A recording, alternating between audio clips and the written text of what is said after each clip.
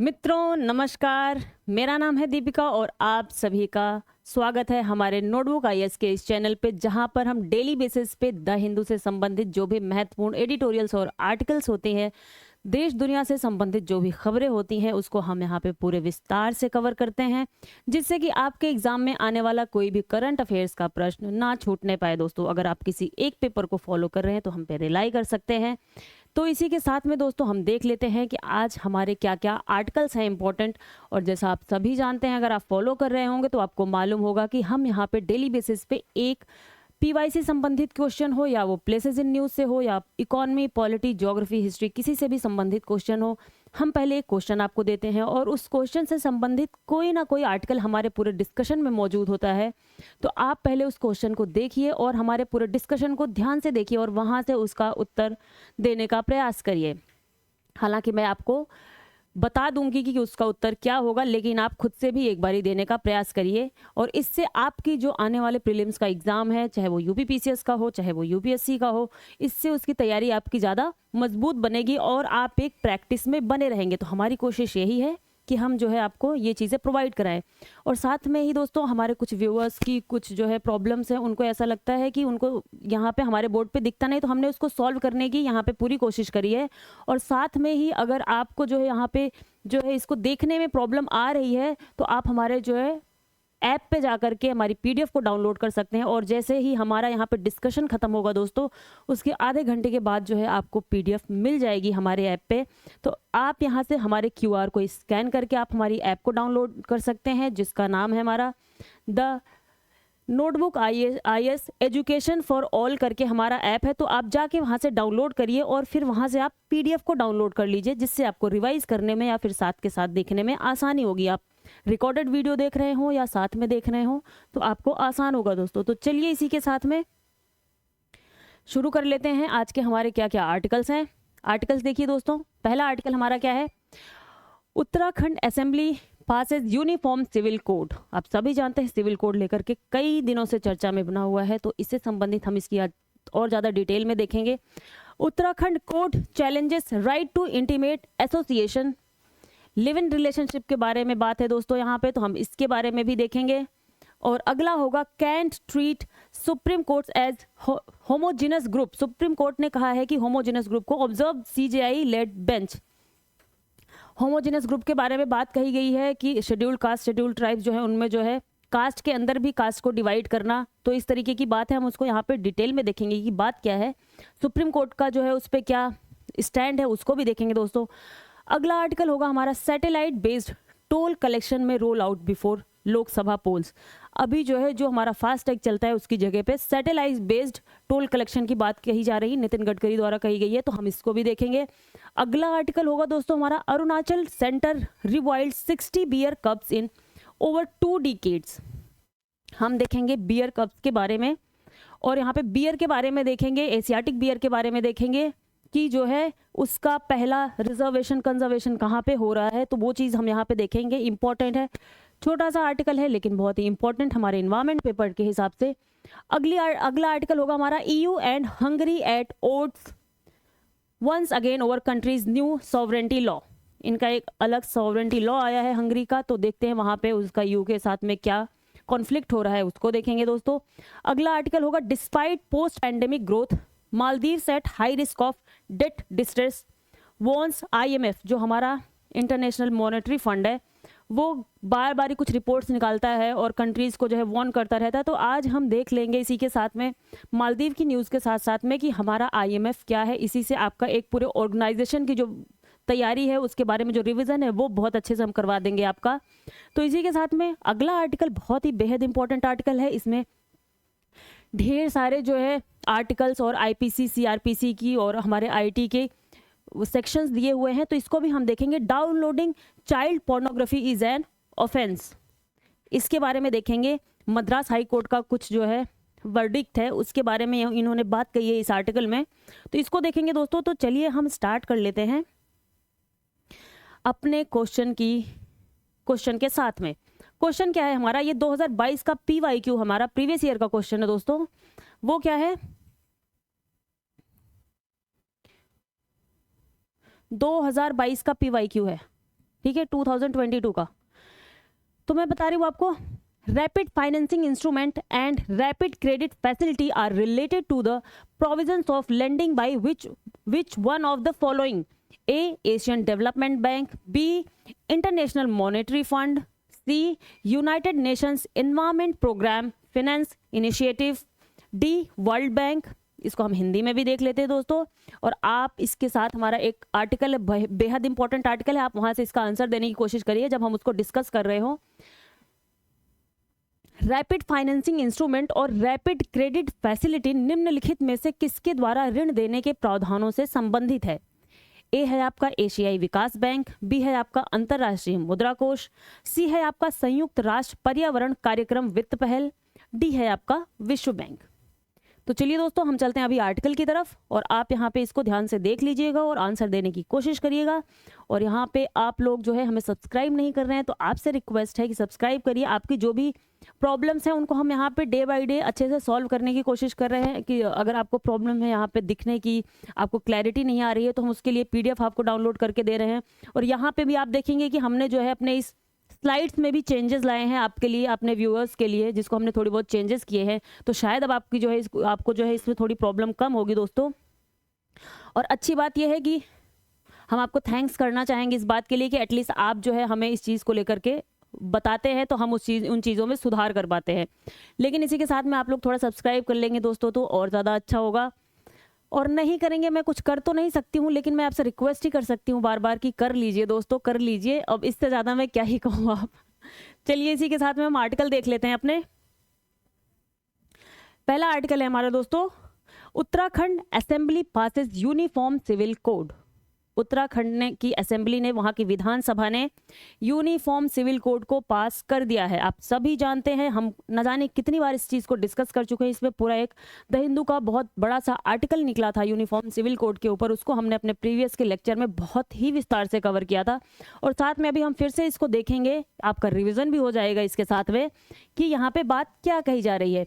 आप सभी जानते हैं कि आर्टिकल हमारा 44, आर्टिकल 44 ये किसमें हमारा DPSP का पार्ट है, और इसी में ही दिया हुआ है हमारा यूनिफॉर्म सिविल कोड, जिसको शॉर्ट फॉर्म है UCC। और इसको पास करने के बाद ये गवर्नर के पास जाएगा, उनकी जो है साइन होते ही ये पूरा जो है एक्ट बन जाएगा दोस्तों। और ये पहला राज्य होगा हमारे भारत का जो स्वतंत्रता के बाद में UCC को लागू करने वाला, ये पहला राज्य बन जाएगा हमारा उत्तराखंड। आप सभी जानते हैं कि हमने पिछले लेक्चर में बताया था कि जो पोर्तुगीज थे आपके गोवा में, पोर्तुगीज जो आपके गोवा में थे, उन्होंने लागू किया था गोवा में Goa civil code, GCC, Goa civil code जो है लागू किया था। और 1961 में वहां से जब वो गए तो उनका वो GCC गोवा सिविल कोड वहां पे लगा रहा। लेकिन स्वतंत्रता के बाद में ये पहला राज्य होगा जहां पे UCC लागू होगा। और इसी के साथ में थोड़ी सा हम इसके प्रावधानों की बात कर लेते हैं दोस्तों। तो इसमें कई तरीके के प्रावधान दिए गए हैं। देखिए, दो तरीके के लॉज होते हैं, एक होता है क्रिमिनल लॉ और एक होता है आपका सिविल लॉ। क्रिमिनल लॉ हो गया दोस्तों, criminal law, criminal law, criminal law हो गया आपका। दूसरा हो गया आपका सिविल लॉ।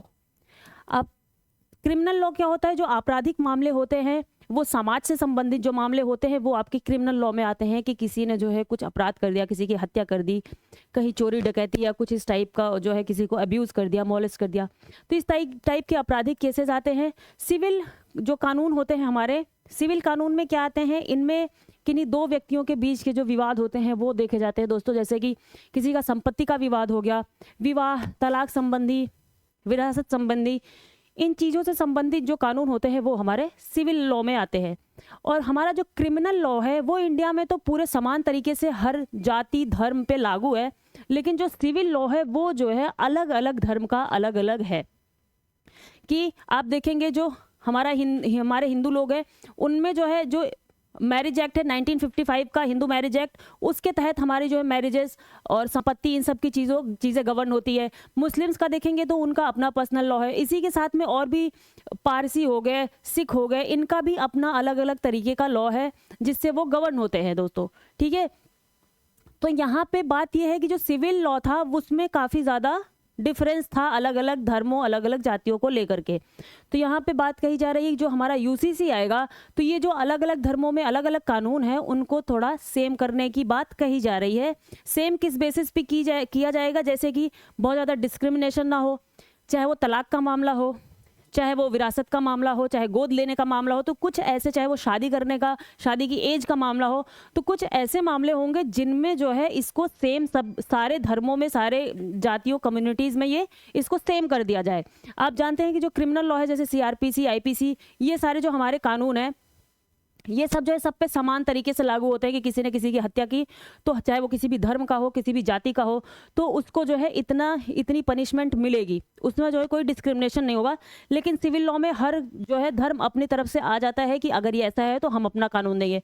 जैसे किसी किसी धर्म में आप देखेंगे पॉलीगैमी, बहुविवाह को मान्यता है, किसी धर्म में नहीं है। तो ये एक तरीके से औरतों के खिलाफ का मुद्दा है कि औरतों के साथ डिस्क्रिमिनेशन का भी मामला है कि पति जो है बहुविवाह कर सकता है, तो वहाँ पे जो है चीज़ें प्रॉब्लम क्रिएट करती है सोसाइटी में। तो इसी के लिए सिविल लॉ को लाने के लिए हमारा यूसीसी दिया गया था। जब यूसीसी को इंक्लूड किया गया था हमारे संविधान में तो डॉक्टर बी आर अम्बेडकर इसके पक्ष में थे कि हाँ इसको लागू किया जाना चाहिए, लेकिन वो इस पक्ष में भी थे कि उस टाइम पे हमारी स्थिति ऐसी नहीं थी कि हम तुरंत का तुरंत इसको लागू कर सके, लेकिन उनका कहना था कि बाद में हम इसको लागू करवा सकते हैं। तो इसीलिए यूसीसी को किस में रखा गया, डीपीएसपी में, directive principles of state policy, राज्य के नीति निर्देशक तत्वों में रखा गया इसको। आर्टिकल 44 को इस पे बहस थी कि इसको फंडामेंटल राइट्स में रखा जाए कि डीपीएसपी में। आप जानते हैं तो जो डीपीएसपी होता है ये हम इसके उल्लंघन पे कोर्ट में डायरेक्ट नहीं जा सकते, लेकिन फंडामेंटल राइट के उल्लंघन पे ये हम तुरंत इसको जो है हम कोर्ट में जा सकते हैं कि हमारे फंडामेंटल राइट का उल्लंघन हुआ है और इस पे कोर्ट एक्शन ले। तो इसीलिए इसको 44 में रखा गया था दोस्तों, और अब धीरे धीरे जो है इसको लागू करने की बात कही जा रही है। तो उत्तराखंड ने इसको अभी पास कर दिया है अपनी असेंबली से। तो देख लेते हैं कि कुछ और उत्तराखंड में जो इसके प्रोविजंस वगैरह हैं उसके बारे में थोड़ा हम बात करेंगे दोस्तों कि क्या क्या प्रोविजंस है और इसी के साथ में इसमें इन्होंने क्या प्रोविजन दिया हुआ है। इन्होंने जैसे शादी की जो एज है, शादी उम्र की जो एज है शादी की उम्र की, तो इन्होंने औरतों के लिए मिनिमम 18 रखा और पुरुषों के लिए 21 रखा है। औरतों के लिए 18 होनी चाहिए और इसको कोई उल्लंघन करेगा तो उसको कानूनी कार्रवाई की जाएगी। जैसे मुस्लिम जो पर्सनल लॉ है उसके हिसाब से 13 साल के बच्ची को जो है एक तरीके से एडल्ट मान लिया जाता है कि हाँ वो बड़ी हो गई है। तो इन चीज़ों को ख़त्म करने के लिए इसमें जो है एक तरीके से समानता लाने के लिए ये चीज़ें लागू की जा रही हैं। और चाहे वो बाहर का हो, चाहे वो उत्तराखंड का रहने वाला ही निवासी हो, अगर वो उत्तराखंड में रहता है और वो लिव इन रिलेशनशिप में रहता है, लिव इन रिलेशनशिप दोस्तों मतलब इंटीमेट एसोसिएशंस में रहता है, इसको हम दूसरे टर्म में इंटीमेट एसोसिएशंस कहते हैं, तो उसको जो है पंजीकृत कराना होगा, रजिस्टर करवाना होगा। वहाँ का जो रजिस्ट्रार होगा वहाँ पे एक जो है रजिस्ट्रार को जो है रखा जाएगा जिसके पास में जा कर के उनको रजिस्टर करवाना होगा कि हम जो है लिव इन में रहने वाले हैं। और जब वो लिव इन से हटेंगे तो उसके बारे में भी वहाँ पे प्रोविजंस दिए गए हैं। और उत्तराखंड जो है यूसीसी में कहा गया है कि जब लिव इन में रहने वाला जो बच्चा होगा उस बच्चे को कानूनी सहायता प्रदान की जाएगी। तो ये बातें कही गई हैं। और इसी के साथ में दोस्तों यहाँ पे जैसे section 381 of the Uttarakhand common civil code, एक सेकेंड दोस्तों इसको हम थोड़ा सा कलर चेंज कर देते हैं जिससे आपको दिखे। Section 381 of the Uttarakhand common civil code empowers the registrar to examine the statement submitted by prospective live in partners. इनको जो है ये अधिकार दिया गया है कि कोई भी जो लिव इन पार्टनर्स है वो जाकर के वहाँ पे अपनी अर्जी दाखिल करते हैं, रजिस्टर करवाते हैं, तो उनको पहले चेक करने का अधिकार है कि ये सारी चीज़ें लीगल हैं या इसमें ऐसा तो नहीं है कि बच्ची काफ़ी कम एज की है या कुछ ज़बरदस्ती किसी के साथ की गई। तो इनको पहले उन चीज़ों को जो है देखना पड़ेगा।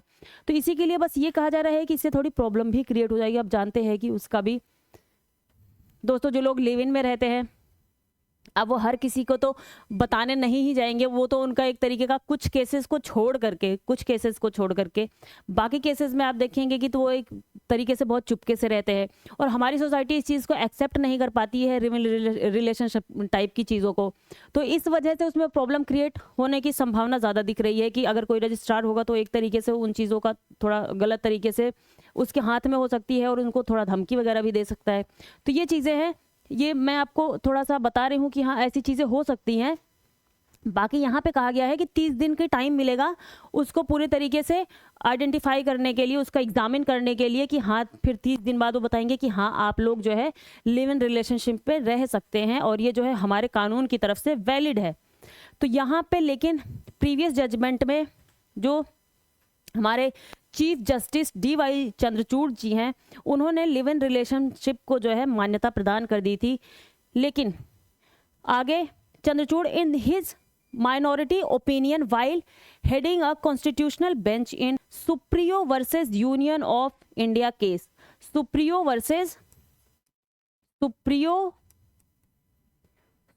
versus Union of India, UOI, Union of India case, ये किससे संबंधित है? ये माइनॉरिटीज़ की राइट्स से संबंधित है, LGBTQ इन सब से संबंधित है। तो उसी में ही जो है लिव इन रिलेशनशिप की भी बात की थी हमारे सुप्रीम कोर्ट ने। और इन्होंने सेम सेक्स मैरिज केस में जो है इससे किससे संबंधित है? Same sex marriage case. जैसे आपको क्वेश्चन पूछ लिया गया कि ये जो है जजमेंट किससे संबंधित है, किस केस से संबंधित है? ये सेम सेक्स मैरिज से संबंधित है दोस्तों, सेम सेक्स मैरिज। ऐसी छोटी छोटी चीज़ें होती है दोस्तों, सेम सेक्स मैरिज, ऐसी छोटी छोटी चीज़ें होती हैं, हम इन पे ध्यान नहीं देते, लेकिन जब इन्हें क्वेश्चन के फॉर्मेट में पूछा जाता है तो हम वहाँ पे कंफ्यूज हो जाते हैं। तो यहाँ पे क्या बात कही गई है कि in Supriyo versus union of India case में सेम सेक्स मैरिज के बेस पे refers to how state should not interfere with the freedom of consenting adults to form legitimate intimate associations. उन्होंने कहा था कि जो एडल्ट्स हैं उनमें इंटरफेयर नहीं करना चाहिए स्टेट को। अगर वो 18 से ऊपर के जो है एडल्ट हैं तो वो अगर साथ में रहते हैं, लिव इन में रहते हैं, तो स्टेट को उसमें कोई इंटरफेयर नहीं करना चाहिए, चाहे वो LGBTQ से संबंधित समुदाय से, चाहे वो ट्रांसजेंडर्स हो, चाहे वो गे हो, चाहे वो लेस्बियंस हो। तो इनको लेकर के उन्होंने कह दिया था। लेकिन इसमें जो है मैरिज की बात कही गई थी, तो इस बात पे जो है सुप्रीम कोर्ट ने कह दिया था कि ये उन्होंने इस चीज़ से डिनाई नहीं किया था, बस उन्होंने कहा था कि ये हमारे हाथ में नहीं है कि हम इस पे कोई जजमेंट दे सके। ये जजमेंट जो है विधायिका का काम है, कानून बनाना विधायिका का काम है। तो इस पे जो है वही सही से कानून बना सकती है, इसके प्रॉस एंड कॉन्स को देख करके कि इसमें क्या दिक्कत हो सकती है, क्या इसमें सही तरीके से हम स्टेप्स फॉलो कर सकते हैं, क्या किन चीज़ों को हमें आइडेंटिफाई करना होगा, तो उनको देखने का काम हमारी जो है पार्लियामेंट करेगी और वहीं से ही जो है कानून बनेगा। तो सुप्रीम कोर्ट ने इस बात पे कोई जजमेंट देने से अपनी तरफ से मना कर दिया था। और आगे बात कही जा रही है, the chief justice said the right to intimate associations came with in the ambit of free speech and expression. ये जो है जो राइट टू इंटीमेट एसोसिएशन से एक तरीके का लिव इन रिलेशनशिप का स्टेटस है, ये किस में आता है? हमारे free speech and expressions, free speech और एक्सप्रेशन में आता है, जो कि हमारा किसका पार्ट है? फंडामेंटल राइट के आर्टिकल 19C। आप 19C को देखेंगे तो उसमें जो है आपका आएगा फ्री स्पीच एंड एक्सप्रेशन। ठीक है दोस्तों, तो इसके अंडर में आएगा ये हमारा। तो इस वजह से जो है उसमें स्टेट इंटरफेयर नहीं कर सकती है, कोई भी अपना जो है इंटीमेट एसोसिएशन बना सकता है। लेकिन यहाँ पे जब ये बात कही जा रही है कि उत्तराखंड UCC ने, यूनिफॉर्म सिविल कोड ने एक रजिस्ट्रार रखा है और जो कि 30 दिन उसको मिलेगा और वो फिर आइडेंटिफाई करेगा कि इनको रहना है साथ में कि नहीं रहना है। और कोई भी अगर बाहर का भी व्यक्ति हो उत्तराखंड में रहे तो सबको रजिस्टर करवाना अनिवार्य होगा। अगर रजिस्टर नहीं करवाते तो उस पर उनको कुछ पनिशमेंट मिलेगी। और साथ में ही यहाँ पे कुछ शादी को लेकर के कहा गया है कि शादी की एज तो 18 और 21 होगी ही होगी। साथ में आपको अपने शादी को रजिस्टर करवाना होगा, कुछ 1 महीने 60 दिन के भीतर आपको रजिस्टर करवाना होगा। अगर आप रजिस्टर नहीं करवाते हैं तो आपको 10,000 का जुर्माना भरना पड़ सकता है दोस्तों, अगर आप अपनी शादी को 60 दिनों के भीतर रजिस्टर नहीं करवाते हैं। ऊपर से अगर आप गलत इन्फॉर्मेशन देते हैं अपनी शादी को रजिस्टर करवाते हुए तो आपको 25,000 का जुर्माना और कुछ मंथ की सज़ा, 3 महीने की सज़ा, आपको जो है जेल की सज़ा मिल सकती है। तो इस वजह से आपको जो है, और आप अपनी शादी को, डिवोर्स को भी अगर ख़त्म करना चाहते हैं तो उसको जो है आपको सूचित करना पड़ेगा, जो है जो उसके अथॉरिटी होंगी उनको सूचित करके ही आप जो है डिवोर्स ले सकते हैं। अगर आपने सूचित नहीं किया तो उसके लिए भी इन्होंने कुछ पनिशमेंट्स का प्रावधान रखा हुआ है। और पॉलीगेमी जैसी होती है, या विवाह, कोई अगर ज़्यादा विवाह करे, एक से ज़्यादा विवाह करे, तो विवाह वो तभी कर सकता है एक से ज़्यादा कोई भी व्यक्ति जब उसका पति या पत्नी की मृत्यु हो गई हो। पति या पत्नी में से कोई किसी की मृत्यु हो गई हो तभी वो आगे दूसरा विवाह कर सकता है, लेकिन अगर पति या पत्नी जिंदा है तो वो दूसरा विवाह नहीं कर सकते हैं। और इसी के साथ में इन्होंने कहा कि अगर डिवोर्स होता है तो उसमें जो एलिमनी वगैरह होती है, आप कहिए कि जब संबंध विच्छेद होता है, डिवोर्स होता है, तो वहाँ पे पहले क्या था कि जैसे औरतों को कुछ उनके रहने खाने का खर्च देते थे, लेकिन यहाँ पे आदमियों को, पुरुषों को भी सेम राइट्स दिए गए हैं कि उनको भी, वो भी इस चीज़ के लिए अप्लाई कर सकते हैं अपनी एलिमनी के लिए, कि जो है उनको मिलना चाहिए अगर सक्षम होगी उनकी पत्नी तो ये सारी चीज़ें दोस्तों यहाँ पे मैंने आपको बता दी। और इसी के साथ में हम थोड़े और चीज़ें इसमें देख लेते हैं कि क्या क्या है।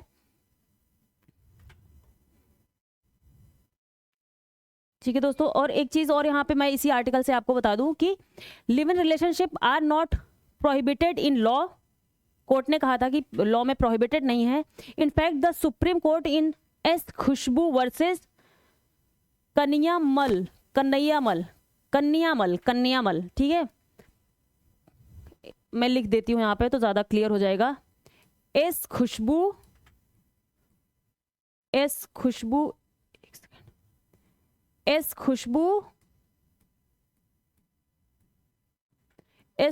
वर्सेस कन्हैयामल,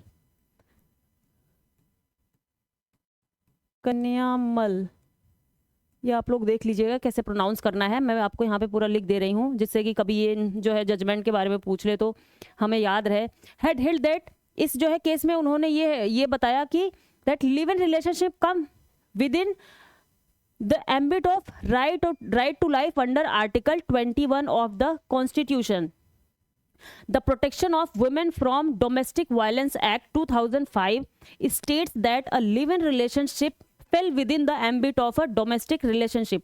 देखिए, इसमें इस जजमेंट में कोर्ट ने कहा कि जो लिव इन रिलेशनशिप है वो हमारे आर्टिकल 21 के अंतर्गत में आता है। आर्टिकल 21 राइट टू लाइफ के अंतर्गत में आता है। तो ये जो है इस पे कोई इंटरफेयर नहीं किया जा सकता, ये फंडामेंटल राइट है किसी का। और साथ में ही जो हमारा protection of women from domestic violence, घरेलू हिंसा से औरतों की जो सुरक्षा का अधिकार है वो 2005 का, तो उसमें ये बात कही गई कि जो लिव इन रिलेशनशिप है इसमें भी अगर कोई ऐसी चीज़ें होती हैं तो वो भी डोमेस्टिक रिलेशनशिप के अंतर्गत में ही आएगा। अगर कोई वायलेंस करता है अपने पार्टनर के प्रति तो वो इसी के अंदर में कवर होगा और उसी तरीके से उसको पनिशमेंट मिलेगी। तो ये सारी चीज़ें हैं दोस्तों, यहाँ पे मैंने आपको बता दी हैं। तो आगे चलते हैं, देख लेते हैं what is the uniform civil code Uttarakhand 2024 bill. The Uttarakhand government had formed a panel led by retired Supreme Court Judge Ranjana Prakash Desai के अध्यक्षता में उन्होंने एक पैनल गठित किया था जिस पे जो है यूसीसी के ऊपर ड्राफ्ट दिया था उन्होंने बना करके। इन 2022 में गठित किया गया था। Prepared a draft report of over 740 page का ड्राफ्ट किया था और 4 वॉल्यूम में आया था। ये रंजना प्रकाश देसाई सुप्रीम कोर्ट की जज थी है। Held several public forums and 43 public outreach programmes, 43 public outreach programme चलाए जिससे कि लोगों से बातचीत करके पता लगाया जा सके कि क्या क्या दिक्कतें हैं। एंगेज विद 60,000 पीपल, 40,000 पीपल के 60,000 लोगों के साथ में बातचीत करी, इंगेज किए गए कि इसके बारे में पूछा गया होगा कि हाँ क्या क्या चीज़ें हैं, क्या क्या चेंजेस होने चाहिए और उनकी जो है राय भी ली गई होगी। Reportedly the UCC Uttarakhand 2024 bill includes recommendations such as complete ban on polygamy and child marriage। पूरे तरीके से पॉलीगैमी मतलब बहुविवाह को, और पॉलीगैमी का क्या हिंदी मतलब होता है दोस्तों, बहुविवाह, ठीक है, और चाइल्ड मैरिज को, बच्चों के विवाह को एकदम से बैन कर दिया गया है। की features of the bill include equal property rights, समान संपत्ति का अधिकार दिया गया है फॉर सन्स एंड डॉटर्स, बेटे और बेटियों दोनों को। Elimination of the distinction between legitimate and illegitimate children, जो लेजिटिमेट जो वैध और अवैध संतानें हैं उसके बीच का जो डिस्टिंक्शन है उसको भी दिखाया गया है। And inclusion of adopted and biological children, और जो गोद लिए गए बच्चे हैं और जो बायोलॉजिकली बच्चे होते, बायोलॉजिकल बच्चे मतलब कि जो जिनके माता पिता बायोलॉजिकली उनके ही होते हैं, एडॉप्शन मतलब किसी दूसरे का बच्चा गोद ले लिया। तो इन सब चीज़ों को इसमें इंक्लूड किया गया है। और आगे देखते हैं uniform civil code currently not only Muslims but also Hindu, Jain, Buddhist, Sikhs और पारसी एंड ज्यूइश, इन सबके जो है अपने अपने पर्सनल लॉ है, चाहे वो मुस्लिम्स का हो, चाहे हिंदू का हो, जैन, बौद्ध और सिख, पारसी और ज्यूश, इन सबका अपना अपना पर्सनल लॉ है दोस्तों। Personal laws are determined based on religion identity, ये रिलीजन आइडेंटिटी के बेस पे ये पर्सनल लॉज आइडेंटिफाई किए जाते हैं। The reformed Hindu personal law still incorporates certain traditional practices, जो हमारा रिफॉर्म हिंदू पर्सनल लॉ है उसमें कुछ रिलीजियस ट्रेडिशनल जो हमारे पारंपरिक कुछ प्रैक्टिसेस हैं उनको उसमें अभी भी इंक्लूड किया गया है। Differences arise when Hindus and Muslims marry under the special marriage act, हमारा एक स्पेशल मैरिज एक्ट है जिसमें आप किसी अदर कास्ट के साथ में शादी करते हैं या किसी जो है अदर रिलीजन के साथ में शादी करते हैं तो वो किस में आता है हमारे, वो आता है हमारे स्पेशल मैरिज एक्ट के अंतर्गत आता है दोस्तों। Where Hindus continue to be governed by Hindu personal law but Muslims are not, special marriage act के अंतर्गत भी जो हिंदूज हैं वो हिंदू पर्सनल लॉ के बेस पे वहाँ पे कंडक्ट किया जाती हैं चीज़ें, लेकिन वहाँ पे फिर मुस्लिम पर्सनल लॉ नहीं लागू होता अगर हिंदू एंड मुस्लिम मैरी करते हैं तो। ठीक है, आगे चलते हैं। इसमें कुछ चैलेंजेस है। चैलेंजेस क्या क्या है दोस्तों? डाइवर्स पर्सनल लॉज, वही अलग अलग जो पर्सनल लॉ है। कस्टमरी प्रैक्टिसेस, अलग अलग प्रैक्टिसेस है जो है लोग फॉलो करते हैं। Resistance from religious and minority groups, जो माइनॉरिटी ग्रुप्स हैं और जो रिलीजियस ग्रुप्स हैं उनसे जो है रेजिस्टेंस, उनका विरोध देखने को मिलेगा। लैक ऑफ पॉलिटिकल विल की कमी थी इतने दिनों से तो उसकी भी दिक्कत थी।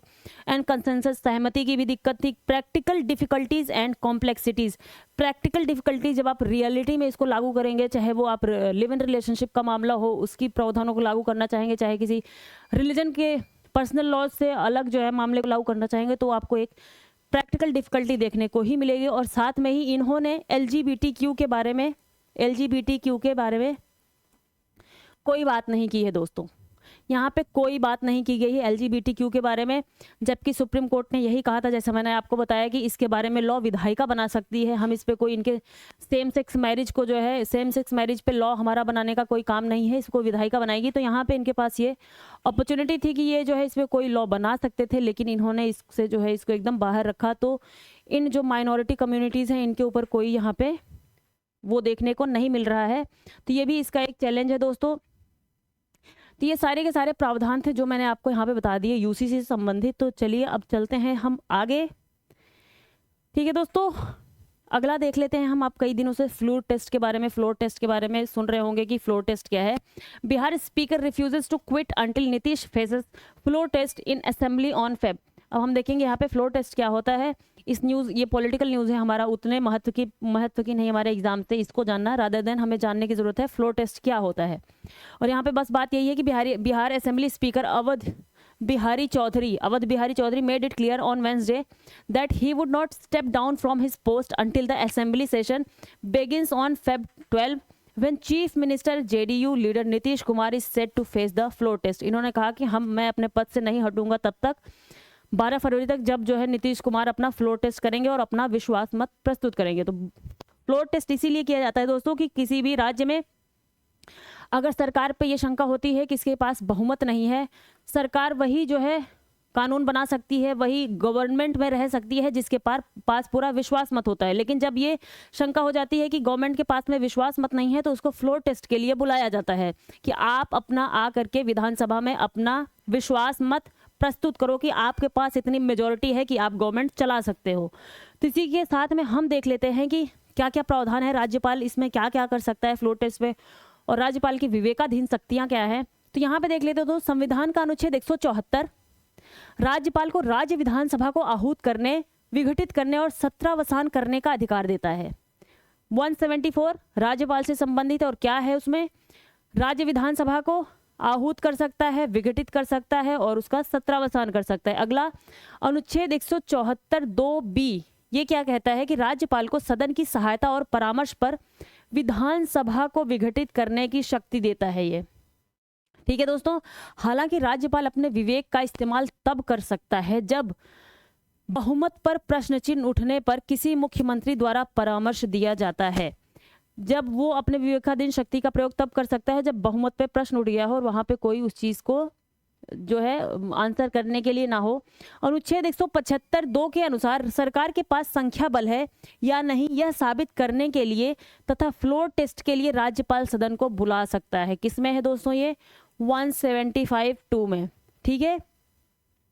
हालांकि राज्यपाल इस अधिकार का प्रयोग केवल संविधान के अनुच्छेद 163 के अनुसार कर सकता है, जिसके अनुसार राज्यपाल मुख्यमंत्री की अध्यक्षता वाली मंत्रिपरिषद की सहायता और परामर्श पर कार्य करता है। राज्यपाल आप देखेंगे जो हमारे सेंटर में राष्ट्रपति होते हैं वही काम एक तरीके से लगभग होता है राज्यपाल का स्टेट्स में, तो उनको भी मंत्रिपरिषद की सहायता और सलाह से ही काम करना है। उसके अलावा वो अपनी तरफ से काम नहीं कर सकते, डिसीजन नहीं ले सकते हैं, क्योंकि जो गवर्नमेंट होती है वो बहुमत से चुन के आई हुई होती है, तो इस वजह से उनको उनकी सलाह को मानना बाध्यकारी हो जाता है।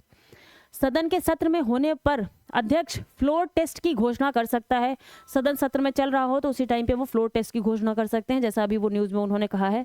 हालांकि अनुच्छेद 163 के तहत राज्यपाल की अवशिष्ट शक्तियों के अनुसार, कुछ अवशिष्ट शक्तियां होती हैं दोस्तों राज्यपाल की, उसे विधानसभा के सत्र में नहीं होने पर फ्लोर टेस्ट की घोषणा करने का अधिकार है। अगर विधानसभा सत्र में नहीं है तो भी वो फ्लोर टेस्ट की घोषणा कर सकता है आर्टिकल 163 के अवशिष्ट शक्तियों के अंदर में। ठीक है दोस्तों। आगे अनुच्छेद 163, इसमें विवेकाधीन शक्तियों के बारे में देख लेते हैं कि राज्यपाल के पास क्या क्या विवेकाधीन शक्तियां हैं। 163(1) में क्या है? राज्यपाल की विवेकाधीन शक्तियों को उन स्थितियों तक सीमित करता है जहां संविधान स्पष्ट रूप से यह आदेश देता है कि राज्यपाल को स्वतंत्र रूप से कार्य करना चाहिए। ठीक है। 163(1) क्या कहता है? ये मूल रूप से राज्यपाल की विवेकाधीन शक्तियों को उन स्थितियों तक सीमित करता है जहां संविधान स्पष्ट रूप से आदेश देता है कि राज्यपाल की स्वतंत्र रूप से कार्य करना चाहिए। राज्यपाल को, हमारे संविधान में लिखा हुआ है कि राज्यपाल इन स्थितियों में स्वतंत्र रूप से अपने जो है विवेकपूर्ण तरीके से निर्णय ले सकता है। आगे मुख्यमंत्री के बहुमत का समर्थन खो देने की स्थिति में अनुच्छेद 174 के तहत राज्यपाल अपनी विवेकाधीन शक्ति का प्रयोग कर सकता है। ये इंपॉर्टेंट टर्म है दोस्तों। मुख्यमंत्री के बहुमत का समर्थन खो देने पर, अगर मुख्यमंत्री ने बहुमत का समर्थन खो दिया है, उसके पास उतने विधायक नहीं है जितने चाहिए होते हैं गवर्नमेंट चलाने के लिए, तो फिर यहाँ 174 के अंतर्गत राज्यपाल अपने विवेकाधीन शक्ति का प्रयोग करते हुए उसको फ्लोर टेस्ट के लिए बोल सकता है। आमतौर पर मुख्यमंत्री के पक्ष में बहुमत पर संदेह की स्थिति में विपक्ष और राज्यपाल फ्लोर टेस्ट की मांग कर सकते हैं। कौन कौन? विपक्ष और राज्यपाल, क्योंकि जब वो बहुमत में ही नहीं है तो वो किस तरीके से सलाह और सहायता दे सकते हैं मुख्यमंत्री, तो इस वजह से ये दोनों मांग कर सकते हैं फ्लोर टेस्ट का। आगे कई मौकों पर न्यायालयों ने यह भी स्पष्ट किया है कि जब सत्ता पक्ष का बहुमत सवालों के घेरे में हो तो फ्लोर टेस्ट यथाशीघ्र उपलब्ध अवसर पर आयोजित किया जाना चाहिए, कि जल्दी से जल्दी आप फ्लोर टेस्ट करवा दो वहाँ पे, नहीं तो ये ज़्यादा लंबे समय तक खींचने पर वहाँ पे प्रॉब्लम क्रिएट हो सकती है। न्यायालय ने कई बार यही कहा हुआ है। यह बहुमत के परीक्षण के लिए इस्तेमाल किया जाने वाला शब्द है, बहुमत का परीक्षण। यदि किसी राज्य के मुख्यमंत्री के खिलाफ संदेह है तो उसे सदन में बहुमत साबित करने के लिए कहा जा सकता है। गठबंधन सरकार के मामले में मुख्यमंत्री को विश्वास मत पेश करने और बहुमत हासिल करने के लिए कहा जा सकता है। जब गठबंधन सरकार होती है तो वहाँ पे और ज़्यादा कन्फ्यूजन क्रिएट होता है कि कौन इनके साथ में है, कौन इनसे जो है अलग है, तो इस वजह से गठबंधन सरकार में यह और ज़्यादा महत्वपूर्ण हो जाता है दोस्तों कि वो फ्लोर टेस्ट करवाए। स्पष्ट बहुमत के अभाव में जब सरकार बनाने के लिए एक से अधिक व्यक्तिगत हिस्सेदारी की आवश्यकता होती है तो राज्यपाल यह जानने के लिए एक विशेष सत्र बुला सकता है कि सरकार बनाने के लिए किसके पास बहुमत है। ठीक है दोस्तों।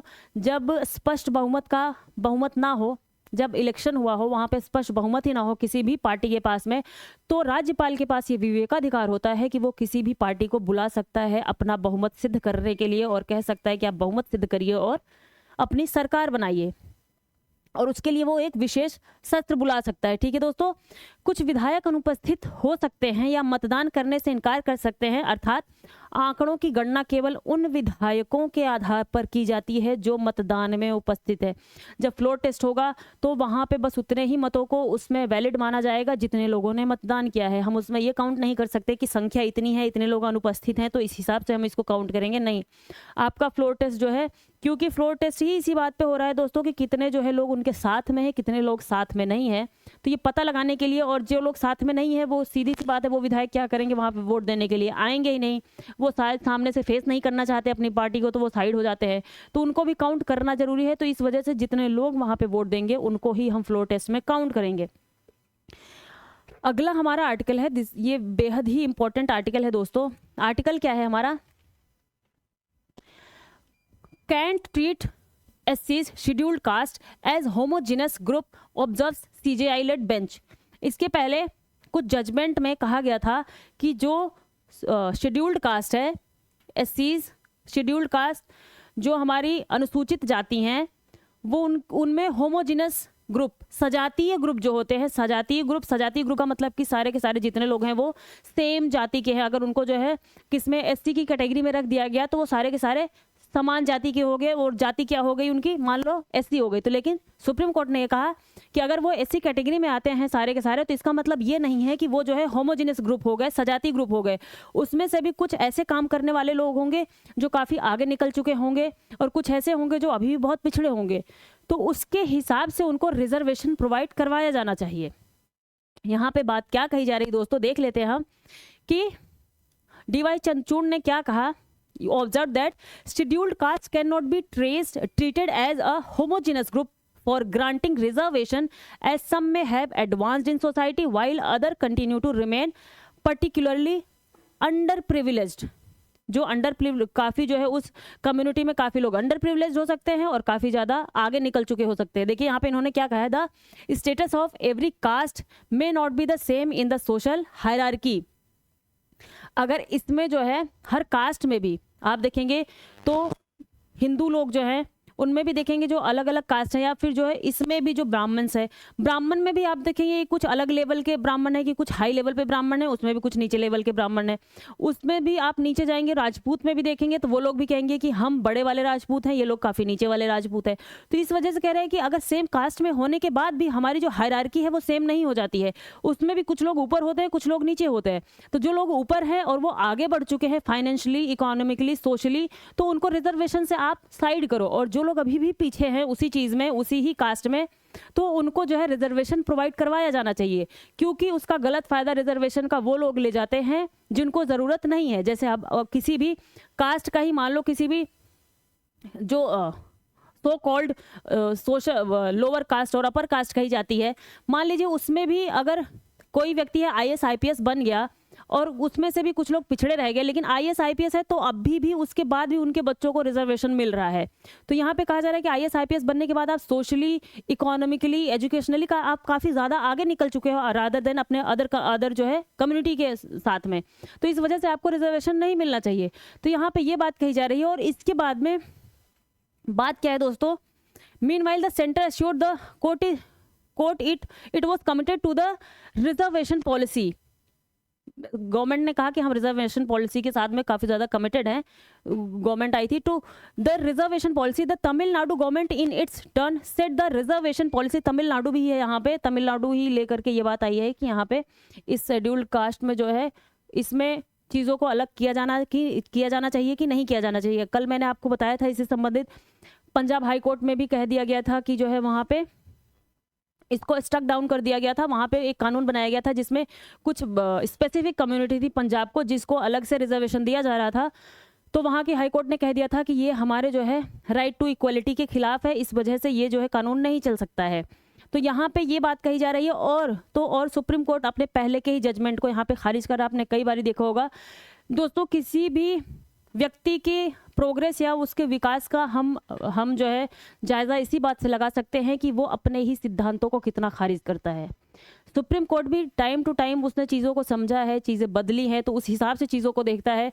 तो उसने अपने पहले के ही कई जजमेंट्स को जो है चेंज किया हुआ है आज के टाइम पे, और उसको जो है नल एंड वॉइड घोषित किया है। चाहे आप वो LGBTQ को लेकर के उसका नज़रिया रहा हो, चाहे वो जो है अभी आप यहाँ पे देख रहे हैं SC ST से संबंधित नज़रिया रहा हो, और भी कई उसके जो है ऐसे वर्डिक्ट थे जिनको उन्होंने बाद में जाकर के, चाहे वो आप कह दीजिए कि आपका प्रीएम्बल है उससे संबंधित नज़रिया रहा हो। प्रीएम्बल को पहले कॉन्स्टिट्यूशन का पार्ट नहीं माना गया, लेकिन बाद में ही सुप्रीम कोर्ट ने कहा कि नहीं, हम इसको कॉन्स्टिट्यूशन का ही पार्ट मानेंगे और बहुत ही बेहद महत्वपूर्ण पार्ट इसको मानेंगे।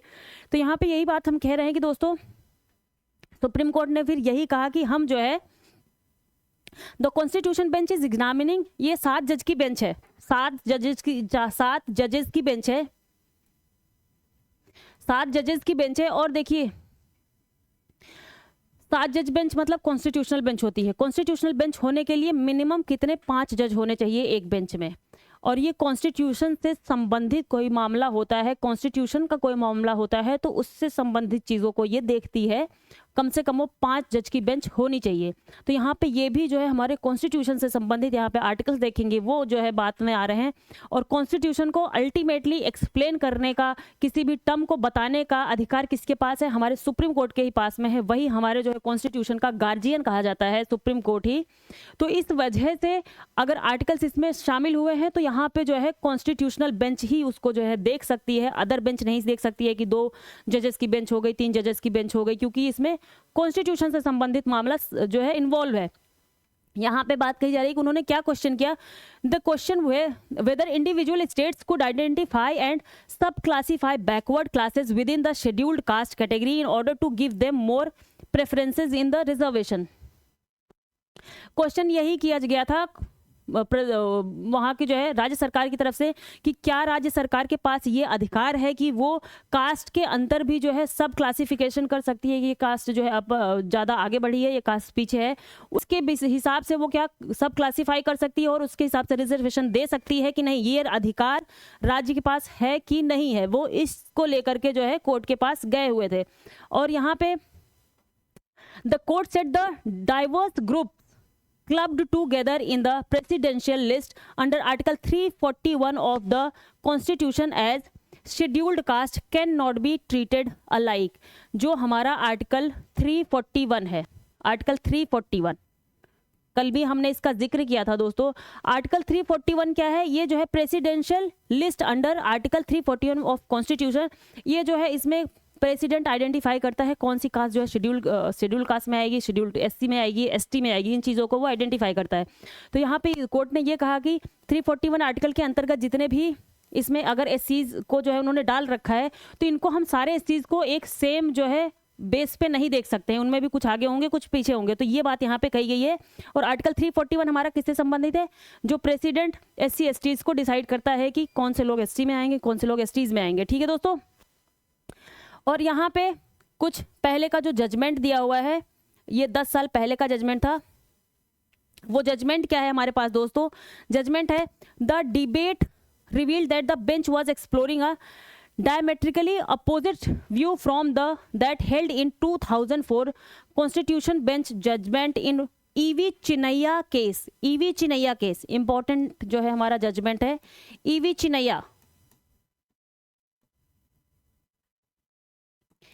चिनैया केस था हमारा, चिनैया केस। इसमें जो है हमारे कोर्ट ने क्या कहा था? कोर्ट ने कहा था कि जो ये एससीज है जिनको सब कैटेगराइज किया गया है, इनको आप सब कैटेगराइज नहीं कर सकते हैं। उसके बीच में जो एससीज हैं उनकी कम्युनिटी में भी आप जो है फॉरवर्ड और बैकवर्ड में जो है ज़्यादा डिवाइड नहीं कर सकते हैं, क्योंकि ये हमारे कॉन्स्टिट्यूशन के खिलाफ होगा और हमारे ये राइट टू इक्वालिटी के खिलाफ होगा। ये 20 साल पहले का जजमेंट था कोर्ट का, और इसी को जो ही अभी हमारी सुप्रीम कोर्ट ने उलट दिया है कि in this verdict 20 years ago 5 जज बेंच हैड हेल्ड। तब उस टाइम पे 5 जज की बेंच ने इसको जो है ये वर्डिक्ट दिया था। तो जब कभी ऐसा होता है दोस्तों कि कोई कॉन्स्टिट्यूशन से संबंधित मामला हो और जितने जजेस ने उसमें वर्डिक्ट दिया हो, तो उससे अगली बारी उसका वर्डिक्ट उस पर जो है कोई केस फाइनलाइज करने के लिए उससे ज़्यादा जज होने चाहिए। तो यहाँ पे पहले 5 जजेस की बेंच थी कॉन्स्टिट्यूशन की 2004 में, और अभी ये 7 जजेस की बेंच बनाई गई है। सेम जो है जजेस की बेंच उसको नहीं देख सकती है, उसमें जो है जजेस को आपको बढ़ाना पड़ेगा। ठीक है दोस्तों। यहाँ पे यही बात कही जा रही है कि ये आपके जो है राइट टू इक्वालिटी के अगेंस्ट में होगा। ठीक।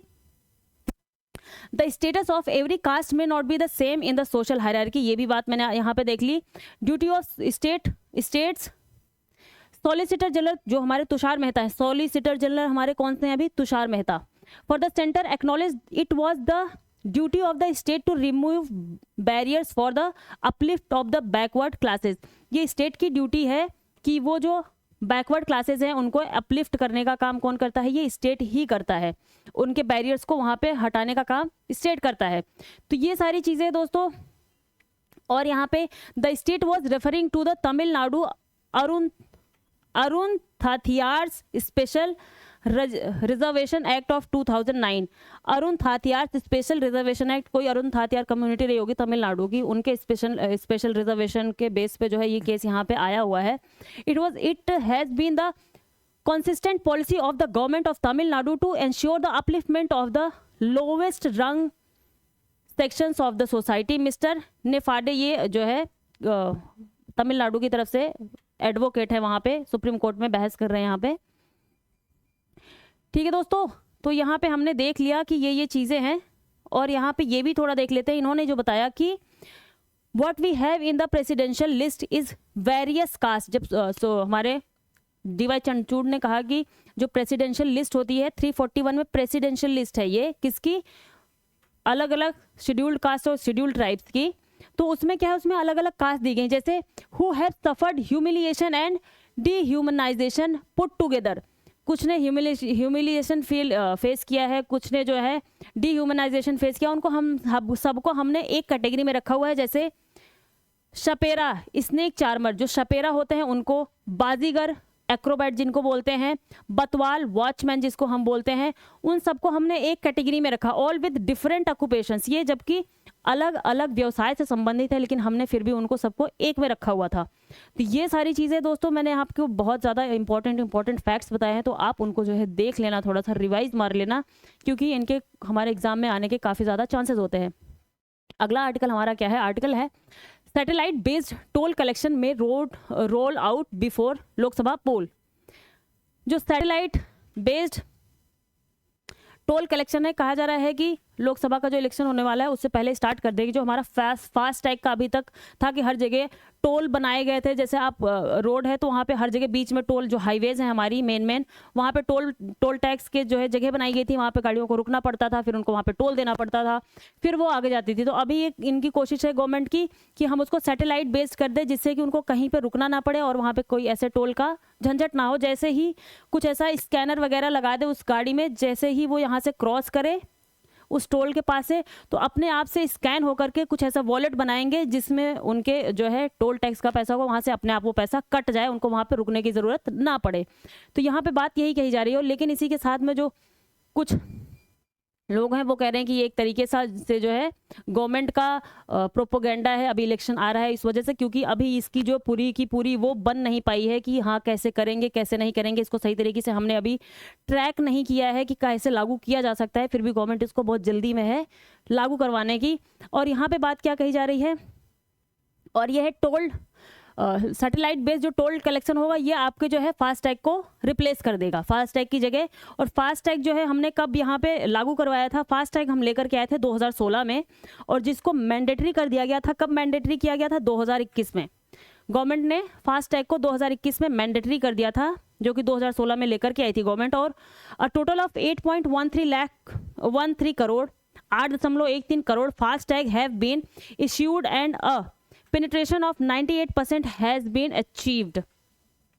8.13 करोड़ फास्टैग इशू किए गए थे और 90% जितना हमारा टारगेट था उसको हमने पूरा कर लिया था। According to the minister, while the government is in rush to implement the new toll collection.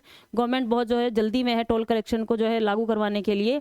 आगे और बात क्या की, an official of the national highway authority of India which will be implementing the technology, जो इस technology को implement करेंगे, उन्होंने इसके बारे में कुछ टेक्निकल चीज़ें बताई। क्या बताई हैं?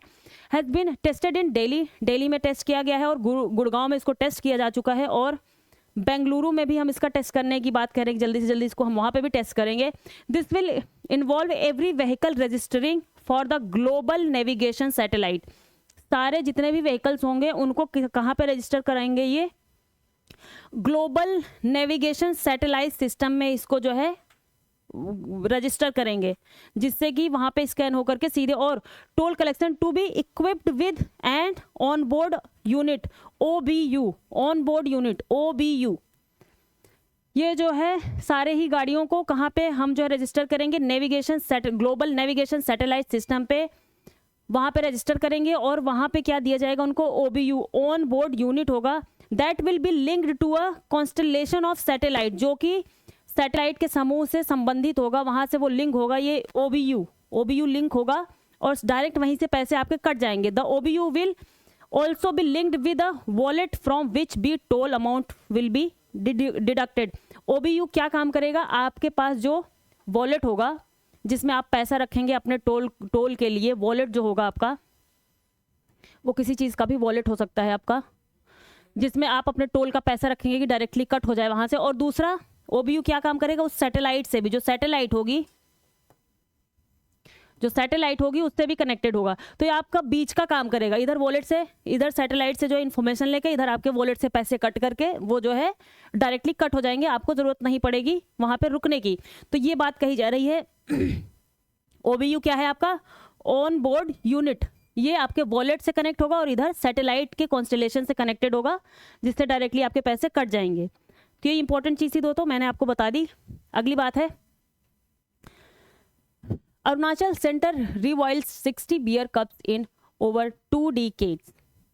जो अरुणाचल सेंटर है उन्होंने 60 भालू के बच्चों को फिर से रिवाइल्ड किया है, मतलब फिर से जहाँ पे उनका निवास स्थान था जंगल में, फिर से वहाँ पे उनको डाला है। इन ओवर 2 decades, 2 दशकों में जो है 60 बियर के बच्चों को इन्होंने किया है। India's only rehabilitation facility for the Asiatic bear, India की एकमात्र एशियाटिक बियर के रहने की रिहेबिलिटेशन की जो फैसिलिटी है वो कहाँ पे है आपका, है वो Pakke tiger reserve. Pakke tiger reserve ये कहाँ पे है आपका, अरुणाचल प्रदेश में। This is a important fact दोस्तों। Pakke tiger reserve Pakke Kessang district में पड़ता है ये, इसीलिए इसका नाम है Pakke tiger reserve. Pakke Kessang district में पड़ता है ये। The centre for bear rehabilitation and conservation, यहीं पे क्या है आपका, the centre for bear rehabilitation and conservation. कभी गलती से पूछ ले कि बियर्स के रिहेबिलिटेशन का जो है सेंटर कहाँ पे है, वो है आपका पाक्के केसांग डिस्ट्रिक्ट में, ठीक है, अरुणाचल प्रदेश में। Is a joint venture of the state environment forest and climate change department and the wild life trust of India. ये इनका जो है जॉइंट वेंचर है, किनका किनका जॉइंट वेंचर है, स्टेट का अरुणाचल प्रदेश का environment and forest and climate change department, और सेंटर का wildlife trust of India, किसका, wildlife trust of India का। Of the total 64 were rehabilitated from 2022 to 23। उन 60 में से 4 जो है कब रिहेबिलिटेट किए गए थे, 2022-2023 के बीच में। द सेंटर के हेड पंजीत बासुमतारी सेड, उस सेंटर के हेड है, सीबीआरसी के हेड है, उनका नाम क्या है, पंडित बासुमतारी। अ 4th cup died during rehabilitation during this period. He said, apart from bear cubs, the CBRC has also been rescuing other wildlife species from different parts of the state. It recorded 23 rescue cases in 2023. देखिए, अगर जैसे CBRC है तो इसने जो है सिर्फ और सिर्फ भालुओं का नहीं, उसके साथ में अदर जो है वाइल्ड लाइफ स्पीसीज को कंजर्व करने का, बचाने का काम जो है, रिहेबिलिटेट करने का काम सीबीआरसी ने किया है। लेकिन इसका नाम क्या है, centre for bear rehabilitation and conservation नाम है इसका दोस्तों, ठीक है। और आपका एशियाटिक जो ब्लैक बियर होता है वो किस में आता है, आईयूसीएन की लिस्ट में आता है, आईयूसीएन लिस्ट में वल्नरेबल में आता है दोस्तों। वल्नरेबल जो ये भालू है आपका आईयूसीएन रेड लिस्ट में वल्नरेबल की कैटेगरी में आता है। और आपका WPA wild life protection act 1972 में 1972 के फर्स्ट में आता है, ठीक है, फर्स्ट में आता है, ठीक है दोस्तों। तो ये सारी चीज़ें हैं मैंने आपको बता दी। और साइट्स की भी फर्स्ट अपेंडिक्स में आता है, साइट्स में भी TES साइट्स के भी फर्स्ट अपेंडिक्स में आता है ये, ठीक है दोस्तों। चलते हैं आगे। मैंने आपको बता दिया, और इंडिया का ये पहला एकमात्र जो है भालुओं के रिहेबिलिटेशन का सेंटर है, वो कहाँ पे है आपका, पाक्के टाइगर रिजर्व में। और पाक्के टाइगर रिजर्व आपका कहाँ पे है, अरुणाचल प्रदेश में, ये हमें याद रखना है। चलिए आगे चलते हैं। EU and Hungary at odds once again over countries new sovereignty law. Hungary ने भैया एक कानून बनाया है, सॉवरेंटी लॉ, सब प्रभुता कानून है उनका, जिसमें उन्होंने कहा है कि कोई भी उनकी जो इंटेलिजेंस एजेंसी होगी वो क्या करेगी, to investigate individuals and organisations involved in the democratic and electoral process and illegally receiving foreign funds. उन्होंने जो सॉवरेन लॉ बनाया है हंगरी ने, उसमें कहा है कि उनकी जो इंटेलिजेंस एजेंसी है, जैसे अपने यहाँ पे रॉ वगैरह हो गई, ये सब ये क्या करेंगी, उनकी इंटेलिजेंस एजेंसी क्या करेगी कि वहाँ पे कोई भी व्यक्ति अगर जो है डेमोक्रेटिक या फिर इलेक्टोरल प्रोसेस में इन्वॉल्व है कोई, उसको देखेगा कि वहाँ पे आप इलेक्टोरल प्रोसेस में कुछ जो है धांधली करने या इन सब चीज़ों को करने के लिए इन्वॉल्व है। दूसरा, एलिजिबली रिसीविंग फॉरेन फंड्स, आप जो है कहीं से बाहर से विदेश से धन प्राप्त करते हैं, तो इन सारे चीज़ों को देखने का काम करेगी उसकी इंटेलिजेंस एजेंसी। पहले ऐसा नहीं था। तो इसको लेकर के जो यूरोपियन कमीशन है, यूरोपियन कमीशन क्या है, जो EU है, यूरोपियन यूनियन, इसकी एग्जीक्यूटिव आर्म है, इसका कार्यकारी जो है भाग है, वो क्या है, यूरोपियन कमीशन, कार्यकारी भाग है इसका। Launch an infringement procedure launch किया है, और इन्होंने इनसे पूछा है into Hungary's new defence of national sovereignty law setting Hungary's prime minister. इनके हंगरी के प्राइम मिनिस्टर का क्या नाम है, Viktor Orban on a collision course with the bloc under the count. तो यहाँ पे इन्होंने क्या लॉन्च किया, जो है यूरोपियन कमीशन ने इन्फ्रिंजमेंट प्रोसीजर, इसके तहत इन्होंने पूछा है कि ये कानून का आपने क्यों बनाया, क्योंकि इससे लोगों के जो है राइट वगैरह और ज़बरदस्ती का जो है इससे प्रॉब्लम क्रिएट हो जाएगी। क्योंकि और इसके पहले भी इनके बीच में कॉन्फ्लिक्ट्स हुए हैं EU और हंगरी को लेकर के, चाहे वो यूक्रेन की बात रही हो, चाहे वो अदर कुछ चीज़ों को लेकर के इनके बीच में, चाहे वो नाटो में मेंबरशिप देने की बात रही हो स्वीडन को, वहाँ पे जो है हंगरी के साथ में जो है कॉन्फ्लिक्ट हुआ था EU का। तो ये चीज़ थी। यहाँ पे मैंने बताया कि इन्होंने एक सॉवरेन लॉ बनाया हुआ है जो कि उनकी इंटेलिजेंस एजेंसी लोगों में ताक झांक करेगी। इसकी वजह से यहाँ पे EU ने, इनके यूरोपियन कमीशन ने ये इन्फ्रिंजमेंट प्रोसीजर लॉन्च किया हुआ है कि आप बताओ भैया आपने ऐसा क्यों किया। आगे हम थोड़ा सा ये देख लेते हैं कि despite post pandemic growth Maldives at high risk of debt distress warns IMF। मैंने जो आपको क्वेश्चन दिया है वो हमने यहीं से लिया हुआ है, 2022 का, वो जो है आपका प्रीवियस ईयर का क्वेश्चन है। तो आप यहाँ से आंसर देने का प्रयास कीजिएगा दोस्तों। तो हम जल्दी से इसको देख लेते हैं। और यहाँ पे मेन चीज़ हमारे लिए क्या है, IMF है। तो हम IMF के बारे में देखेंगे, इससे आपके एक ऑर्गेनाइजेशन की जो है प्रिपरेशन हो जाएगी। यहाँ पे मैं आपको पूरी चीज़ें यहाँ पे बता दूंगी। और यहाँ पे बात क्या कही जा रही है कि despite post pandemic growth, pandemic के बाद में मालदीव काफ़ी अच्छे से ग्रोथ कर रहा था, लेकिन उसके बाद भी वो काफ़ी ज़्यादा डेट में चल रहा है। उसका हाई रिस्क है डेट डिस्ट्रेस का, और उसका जो डेट रेशियो है, डेट टू GDP रेशियो है, वो अभी 115% के आसपास में है। और उसकी ग्रोथ क्या कही जा रही है, 5.2% के आसपास से उसकी GDP ग्रो करेगी 2024 में। आप सभी जानते हैं कि इंडिया चाइना का जो है कॉन्फ्लिक्ट हुआ, ये हमने न जाने कितनी बार यहाँ पे डिस्कस किया है। तो उसके अलावा हम ये कह रहे हैं कि मालदीव चाइना के पास जहाँ पे जो है उनसे सहायता लेने के गया, और पहले भी चाइना वहाँ पे कुछ प्रोजेक्ट्स वगैरह बना रहा है मालदीव में, जिसकी वजह से वहाँ पे और ज़्यादा डेट बढ़ रहा है। चाइना की ये पॉलिसी ही होती है दोस्तों कि छोटी छोटी कंट्रीज़ के ऊपर जाके पहले वहाँ पे डेवलपमेंट का लालच दे करके उनको पहले कहें कि हम यहाँ पे आपके ये बना देंगे, ये चीज़ें कर देंगे, ऐसी चीज़ें कर देंगे, और उसके बाद में फिर उनके ऊपर इतना ज़्यादा कर्जा कर देते हैं कि फिर वो उस कर्जे को चुकाने लायक नहीं बचते हैं। और फिर जब चुकाने लायक नहीं बचते हैं तो फिर चाइना कहता है ठीक है कोई बात नहीं, आपके पास पैसे नहीं हैं तो हमने ये जो पोर्ट बनाया है इस पोर्ट को ही हमें दे दो। तो इस तरीके से चाइना कब्जा करने की कोशिश करता है दोस्तों। और चाइना की काफ़ी वेल नोन पॉलिसी रही है, लेकिन फिर भी यहाँ पे मोहम्मद मुइज़ी जो इंडिया आउट की पॉलिसी चला रहे थे, उनको ये चीज़ें समझ नहीं आ रहा, फिर भी वो जो है चाइना के पास ही बार बार भाग के जा रहे हैं। और यहाँ पे कहा जा रहा है कि इनका जो है डेट का रिस्क है वो काफ़ी ज़्यादा बढ़ने वाला है। और अभी के टाइम पे इनके पास जो है 1.4 बिलियन टू बीजिंग, चाइना से इन्होंने 1.4 बिलियन का, $1 अरब का इनके ऊपर जो है कर्जा है चाइना का इस आइलैंड के ऊपर में। ठीक है दोस्तों, तो ये सारी चीज़ें मैंने पहले भी बहुत डिस्कस करी हैं, तो इसके बारे में डिस्कस करने की इतना ज़रूरत नहीं है। इसके अलावा हम डिस्कस करने वाले हैं हमारा IMF के बारे में।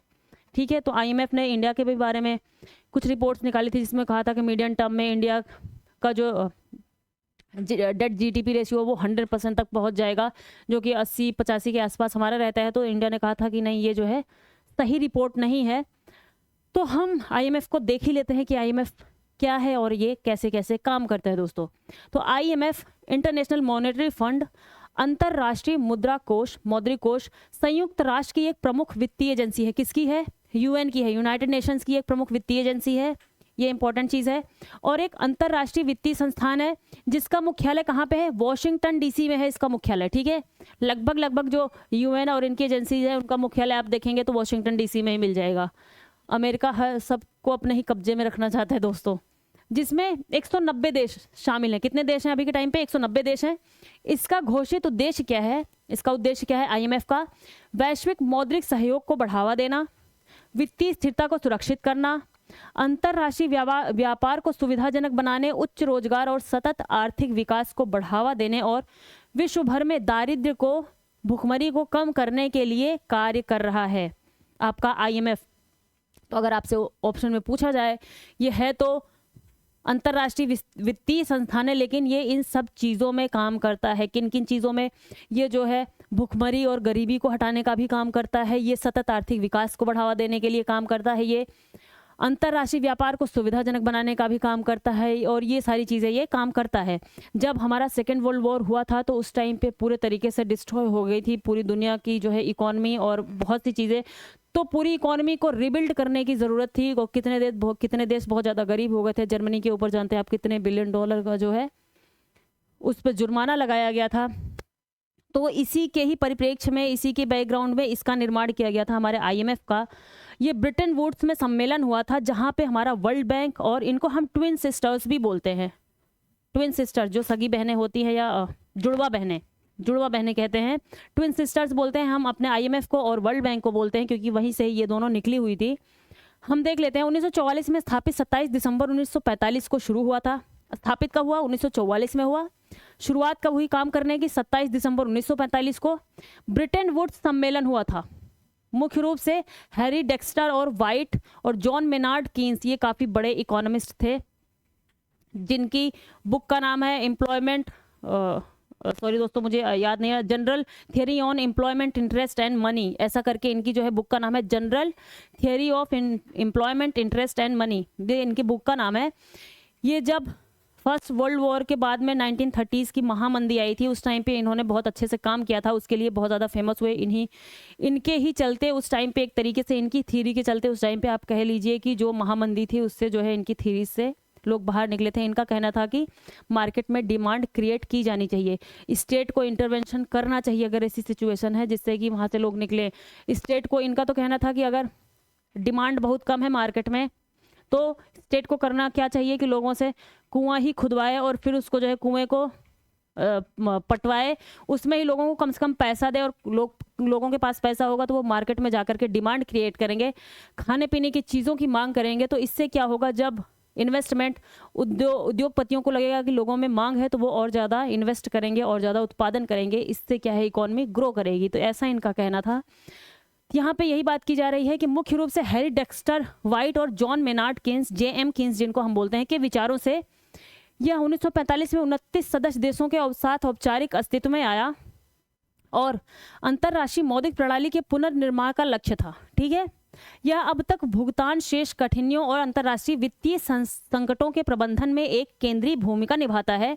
देश एक कोटा प्रणाली के माध्यम से एक पूल में धन का योगदान करते हैं। ठीक है, सारे देश इनके पास वो होता है, एक पूल होता है जिसमें सारे के सारे कंट्रीज, दुनिया भर की, जब मान लो 190 कंट्रीज है तो वो जो है कुछ जो है पैसे इसमें देती हैं, जिससे बाद में ज़रूरत पड़ने पर वहाँ से वो ले सके, उधार ले सके, कर्ज ले सके, उनके पास से धन का योगदान करते हैं, जिससे भुगतान संतुलन की समस्याओं का समाधान करने वाले देश पैसे उधार ले सकते हैं। जिनके पास बीओपी का बहुत ज़्यादा संकट होता है, उससे वहाँ पे इन्फ्लेशन वगैरह बहुत ज़्यादा हाई हो जाती है। दोस्तों ये इकोनॉमी के टर्म्स हम इसको बाद में समझ सकते हैं, आप कहेंगे तो उसकी वजह से क्या होता है कि वहाँ पे अगर पैसा नहीं है किसी कंट्री के पास में, जैसे आपने देखा होगा कि श्रीलंका अचानक से पूरी इकोनॉमी कोलैप्स कर गई थी, वो तो फिर भाग के आईएमएफ के पास में गया, तो आईएमएफ ने कुछ उसको पैसे दिए उसकी इकोनॉमी को रिवाइव करवाने के लिए।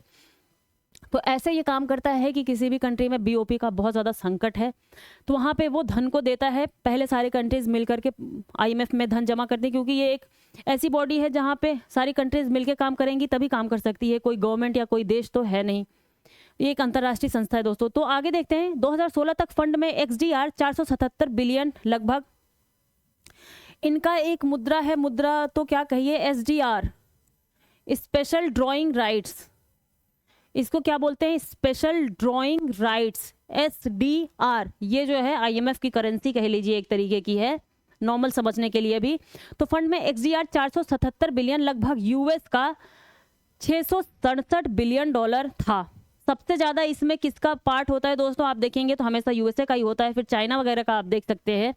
IMF को अंतिम उपाय का वैश्विक ऋणदाता माना जाता है। क्या माना जाता है, अंतिम उपाय का वैश्विक ऋणदाता। जब किसी के पास कोई चारा नहीं बचता है तो फिर वो IMF के पास जाता है। दिक्कत क्या होती है लोगों को IMF से पैसे लेने में, क्योंकि इसके इतने ज़्यादा टर्म्स एंड कंडीशंस जो है ज़्यादा इम्पोज कर देता है कि किसी कंट्री के लिए वो बियर करना बहुत मुश्किल हो जाता है। तो कंट्री बहुत मजबूरी में ही जाती है IMF के पास में पैसे लेने के लिए, जब उसके पास कोई चारा नहीं बचता है। IMF द्वारा कुछ रिपोर्ट्स निकाली जाती हैं, आपने देखा होगा, इससे पे क्वेश्चन भी पूछे गए कि ये रिपोर्ट्स कौन सी इंस्टीट्यूट निकालती है। रिपोर्ट है जैसे वैश्विक वित्तीय स्थिरता report, world financial stability report जो होती है, ग्लोबल फाइनेंशियल स्टेबिलिटी रिपोर्ट, वो कौन निकालता है, IMF निकालता है आपका। दूसरा आपका world economic outlook, world economic outlook भी IMF निकालता है। आपको ये कंफ्यूजन ना होगी, ये वर्ल्ड बैंक निकालता है, क्योंकि ये जो है रिपोर्ट्स ऐसी हैं जिसमें हमें बहुत कंफ्यूजन हो सकता है।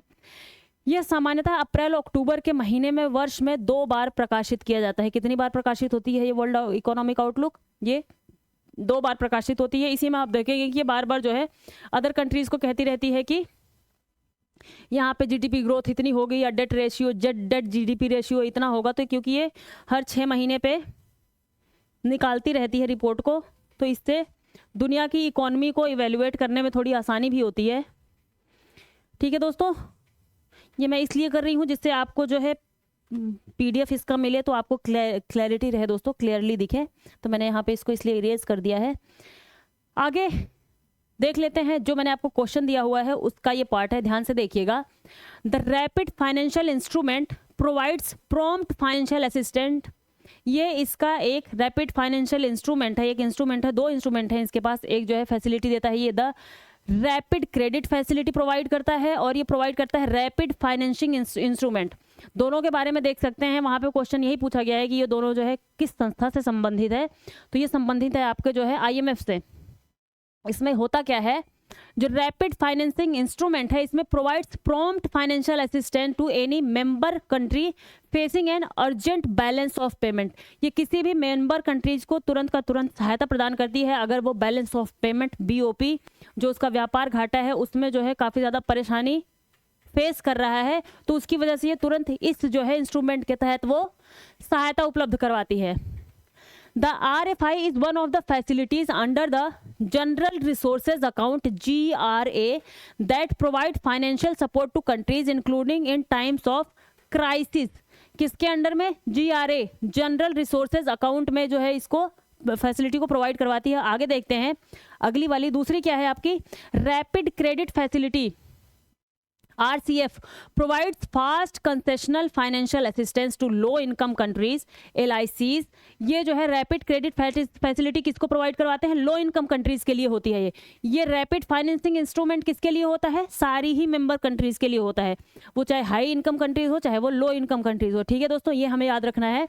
Facing an urgent balance of payment need, The RCF is one of the facilities under Poverty Reduction and Growth Trust, PRGT। किसके अंतर्गत आता है ये, poverty reduction and growth trust के अंदर। That provide flexible financial support tailored to the diverse needs of LICs including in times of crisis. ठीक है, ये इसके अंडर में प्रोवाइड करता है, और ये किसके अंडर में, जनरल रिसोर्सेज अकाउंट के अंदर में। ठीक है दोस्तों, there are 3 windows under RCF। इसके 3 विंडोज हैं, वो कौन कौन से हैं। पहला आपका क्या है इसका, रेगुलर विंडो। रेगुलर विंडो में क्या होता है, for urgent BOP needs to be caused by a wide range of resources including domestic instability के लिए, इमरजेंसीज के लिए और फ्रेजाइलिटी के लिए। फ्रेजिलिटी के लिए, डोमेस्टिक इंस्टेबिलिटी के लिए, इमरजेंसीज के लिए, ये इसकी कौन सी विंडो काम करती है, रेगुलर विंडो, नाम ही इसका रेगुलर विंडो है। दूसरा है an exogenous shock window, exogenous shock window for urgent BOP needs to be caused by a sudden exogenous shock, a large natural disaster window. ये दूसरा विंडो किस चीज के लिए होता है, एक्सोजिनस शॉक विंडो। इसके नाम से ये एक्सोजिनस मतलब बाहरी, जो बाय कोई झटका लगता है किसी कंट्री को, बाहर किसी उसके बैलेंस ऑफ पेमेंट में कोई समस्या खड़ी हो जाती है किसी बाहर की परेशानी की वजह से, तो उसके लिए ये विंडो काम करती है, उसको क्रेडिट प्रोवाइड करने के लिए। और तीसरा है इसका a large natural disaster window for urgent B O P needs arising from natural disaster where damage is assessed to be equivalent or exceeding 20% of the members G D P. ठीक है, आप देखिए तीसरे विंडो में क्या है, urgent B O P needs arising from natural disaster, कहीं पे नेचुरल डिजास्टर आ गया, मान लीजिए कहीं पे अर्थक्वेक वगैरह आ गया, सुनामी आ गई, where damage is assessed to be equivalent to or exceeding 20% of GDP. ये ध्यान रखने की बात है कि जो इसका तीसरे विंडो में ये क्रेडिट प्रोवाइड करती है वो किस चीज़ के लिए, वो नेचुरल डिजास्टर के लिए प्रोवाइड करती है, जो प्राकृतिक आपदाएं होती है। और प्राकृतिक आपदाओं में भी जिन आपदाओं से उसके जीडीपी का लगभग 20% या उससे अधिक 20% या उससे अधिक जो है डैमेज हुआ हो उस कंट्री को, तो वहाँ पे ये थर्ड विंडो के तहत प्रोवाइड करवाती है फैसिलिटी। ठीक है दोस्तों, ये हमारा लास्ट आर्टिकल है वैसे, लेकिन टाइम बहुत ज़्यादा हो रहा है तो देख लेते हैं इसको हम करें कि या हम कल इसको जो है करवा दें, क्योंकि आज इतनी ज़्यादा इन्फॉर्मेशन थी जिसको हमें करवाना यहाँ ज़रूरी था। तो अभी के लिए करवा ही देते हैं, देख लेते हैं कि ठीक है, इसको भी ख़त्म ही कर देते हैं दोस्तों, क्योंकि ये भी काफ़ी ज़्यादा इंपॉर्टेंट आर्टिकल निकला हुआ है। आर्टिकल क्या है हमारा, downloading child pornography is an offence. ये राइटर हैं, राइटर कौन है, R K. Vij is a former Indian police services, ये आईपीएस हैं, फॉर्मर मतलब पूर्व आईपीएस हैं, इन्होंने ये आर्टिकल लिखा है। बात क्या हुई है कि जो मद्रास हाई कोर्ट है वो कोई व्यक्ति था जिसमें देखिए the recently the Madras high court in a S Harish versus inspector of police का केस है ये। एस हरीश, कोई हरीश नाम का व्यक्ति रहा होगा या जो भी कोई और नाम हो दोस्तों, तो उस व्यक्ति ने कुछ चाइल्ड पोर्नोग्राफी से संबंधित चीज़ें अपने फ़ोन में डाउनलोड कर ली। तो उसको लेकर के जो हमारे इंस्पेक्टर हैं, हमारी जो पुलिस है, उस पर इन्वेस्टिगेशन शुरू करी और उन्होंने कहा कि ये पॉक्सो के अंतर्गत आते हैं, जो हमारी है protection of child from sexual offences.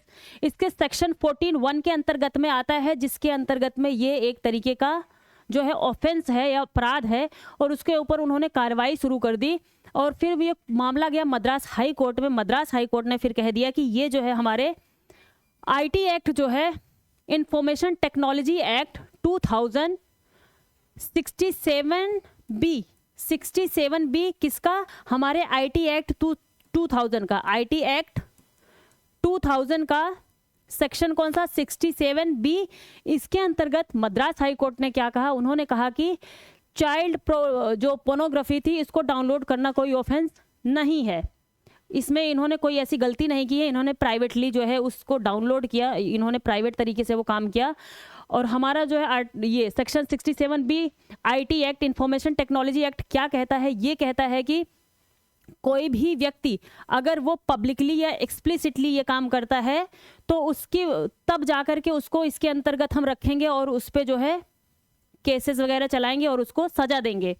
लेकिन यहाँ पे कुछ फैक्ट्स बताए हैं जिन्होंने आर्टिकल लिखा है हमारे इन आर.के. विज ने, और इन्होंने कहा है कि इस जो इन्होंने फैक्ट बताया उसके अनुसार इन्होंने कहा है कि ये पोर्नोग्राफी, चाइल्ड पोर्नोग्राफी आनी चाहिए, आपके ऑफेंस के अंतर्गत आनी चाहिए। और उसमें बात क्या कही है, इन्होंने कहा कि कोर्ट ने कुछ प्रावधान को ध्यान ही नहीं दिया जो हमारे आईटी एक्ट में दिया गया है। आईटी एक्ट में 6 रूल्स है, 6 रूल्स इन्होंने कौन कौन से बताए वो बताए। आईटी एक्ट ध्यान रखिए गया 67B की बात कही जा रही है। ठीक है दोस्तों, इसमें 6 रूल्स हैं। रूल्स कौन कौन से हैं, पहला रूल है A to E, ए से लेकर के ई तक है। ठीक है, पहला क्या, वाइल सब क्लॉज ए क्या बात करता है हमारे आईटी एक्ट 67B में, क्या कहता है, टॉक्स अबाउट पब्लिशिंग और transmitting material depicting children engaged in sexually explicit act और कंडक्ट सब क्लॉज, ठीक है, कंडक्ट। ठीक है, इन्होंने क्या कहा कि टॉक्स अबाउट पब्लिशिंग और transmitting material depicting children engaged in sexual activity. बच्चे किसी भी सेक्सुअल एक्टिविटी में एंगेज हैं, वैसी किसी भी चीज़ को दिखाना या किसी और को जो है ट्रांसमिट करना, किसी और पे, मान लीजिए आपके पास कोई वीडियो होता है, आपने किसी और को जो है वो वीडियो सेंड कर दी, तो ये सारी चीज़ें आएंगी आपको जो है इस एक्ट के अंतर्गत, इस आईटी एक्ट के अंतर्गत। और इसमें एक सब क्लॉज है बी। दूसरा क्या कहता है, deals with acts including downloading of child pornography material. यहीं पे इन्होंने कहा कि इस क्लॉज को नज़रअंदाज कर दिया मद्रास हाई कोर्ट ने। वो क्लॉज क्या है आईटी एक्ट का? बी क्लॉज है। बी में क्या कहता है कि ये जो है ये भी ऑफेंस है कि कोई व्यक्ति अगर चाइल्ड पोर्नोग्राफी से संबंधित चीज़ों को फ़ोन में डाउनलोड करता है तो वो भी इस ऑफेंस के अंतर्गत आएगा। और तीसरा सब क्लॉज क्या है? C talks about cultivating, enticing or inducing children to online sexually explicit relationship. इसमें बात सी में क्या कहा जा रहा है? टॉक अबाउट कल्टिवेटिंग, किसी ऐसी चीज़ के बारे में बच्चों को उकसाना या उनको किसी तरीके का प्रलोभन देना, उनको ऑनलाइन सेक्सुअली चीज़ों में इन्वॉल्व करना, ये सब भी अपराध के अंतर्गत आएगा। ये सी में कहा जा रहा है। और डी में क्या है? Talks about facilitating abuse of children online and online. D में क्या कहा गया है कि आप चाइल्ड अब्यूज़ को, बच्चे को जो है अब्यूज़ करने को लेकर के जो है आप उसको किसी को सहायता पहुंचाते हैं तो भी ये इसके अंतर्गत में आएगा। और ई में क्या कहा जा रहा है? Talks about recording abuse a sexually explicit act with children. आप किसी भी बच्चे का सेक्सुअली एक्सप्लिसिटली आप जो इसकी रिकॉर्डिंग करते हैं, कुछ ऐसी चीज़ें करते हैं, तो वो भी इस ऑफेंस के अंतर्गत में आएगा। तो इन्होंने कहा कि ये जो क्लॉज बी था सब क्लॉज, इसको इन्होंने इग्नोर मार दिया और उसी के ही साथ में कुछ इन्होंने केसेस की बात करी। केसेस की क्या बात करी कि अंडर सेक्शन आईपीसी 292 इसमें क्या है? The high court also referred to a case decided by the Kerala high court. High court ने जब ये जजमेंट दिया तो उसके साथ में उन्होंने केरला हाई कोर्ट का पहले का एक जजमेंट था जिसको उन्होंने वहाँ पे उसको एज अ एग्जाम्पल पेश किया। केस क्या था? केस था आपका केरला हाई कोर्ट का, where it had been held that watching pornography in private space was not an offence under section 292 of the Indian penal code. Kerala high court ने कहा था कि कोई व्यक्ति प्राइवेटली अपने कमरे में बैठ करके अपने फ़ोन में जो है किसी भी पोर्न वीडियो को डाउनलोड करता है या देखता है तो वो ऑफेंस के अंतर्गत नहीं आएगा। वो अगर ये पब्लिक तरीके से करता है, पब्लिकली जा करके करता है, तो ये इसको ऑफेंस माना जाएगा। तो यहाँ पे इन्होंने इस जो है जजमेंट को साइड किया मद्रास हाई कोर्ट ने। लेकिन यहाँ पे लेखक का क्या कहना है कि वहाँ पे चाइल्ड पोर्नोग्राफी की बात कही ही नहीं थी केरला हाई कोर्ट ने। वहाँ पे तो सिर्फ किसी एक व्यक्ति की बात कही थी, किसी एडल्ट की बात कही थी कि वो किसी भी पोर्न वीडियो को देखते हैं या कुछ ऐसी चीज़ें करते हैं, तो उनकी बात थी। तो यहाँ पे भी जो है इसका जजमेंट जो है समानता नहीं रखता है उन चीज़ों से। ठीक है दोस्तों। और इसके अलावा भी reading into a sub clause, ये सारी चीज़ें मैंने आपको दिखाई। आगे क्या कहा? The flaw in citing a precedent.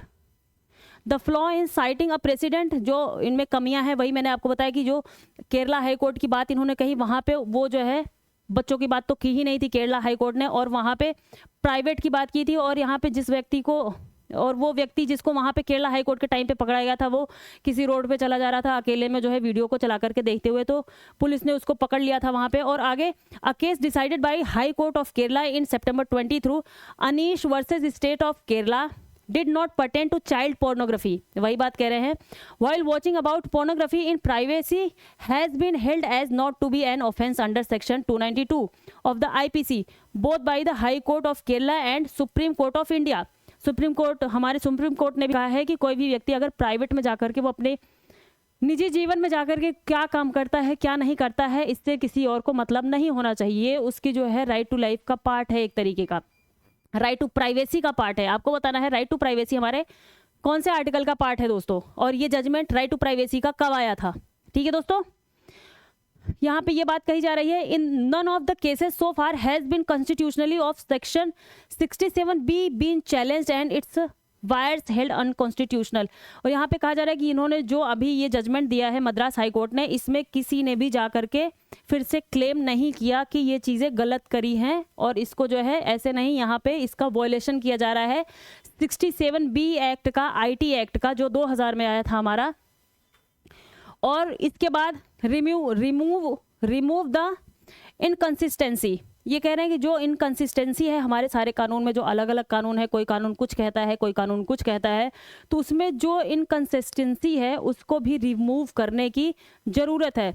The national crime record bureau ministry home affairs under an agreement with the American national centre for missing and exploited children regularly gets geo tagged cyber multiplying reports to prosecute those who upload the child sexual abuse material। देखिए दोस्तों, क्या है CSAM, child sexually abused matter. इसको कोई upload करता है कहीं पे तो देख लीजिए, ध्यान रखिए कि इसको अपलोड नहीं करना है, क्योंकि हमारी जो मिनिस्ट्री है वो किसके साथ में कोलैब किया हुआ है? कोलैब किया हुआ है American national centre for missing exploited children. और वहाँ पे क्या होता है, जैसे ही कोई अपलोड करता है तो तुरंत हमारी मिनिस्ट्री को ये चीज़ पता चल जाती है, एनसीआरबी को, कि किसने और कहाँ से ये वीडियो अपलोड करी है, चाइल्ड अब्यूज़ की वीडियो अपलोड करी है।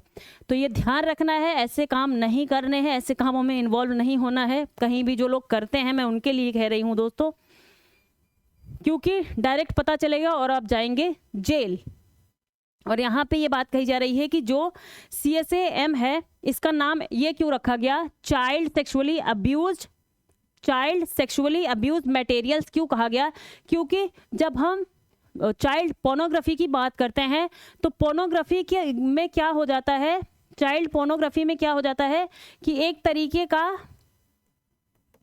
उसमें कंसेंट की बात हो जाती है कि सहमति है सामने वाले की। जब पोर्नोग्राफी की बात होती है तो इसमें होता है कि सामने वाला जो चीज़ें वो एक्ट कर रहा है वहाँ पे, वो उसकी सहमति से हो रहा है।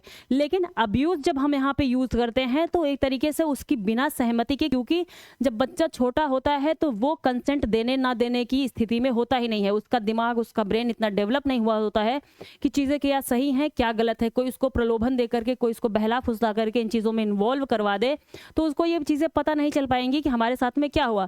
तो इसीलिए इसका नाम इन्होंने कहा कि हमारे यहाँ भी जो पॉक्सो में ये पोर्नोग्राफी, चाइल्ड पोर्नोग्राफी कहा जा रहा है, इसको चेंज करके चाइल्ड अब्यूज कहा जाना चाहिए और CSM के तरीके से इसको जो है हमें समानता रखनी चाहिए।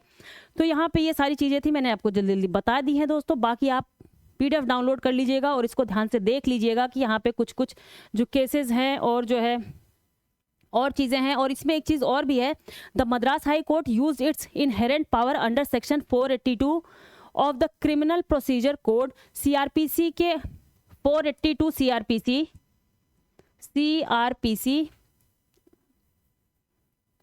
CRPC इसके अंतर्गत क्या होता है, to prevent misuse of process of court के प्रोसेस को मिसयूज करने और क्वेश the judicial proceedings.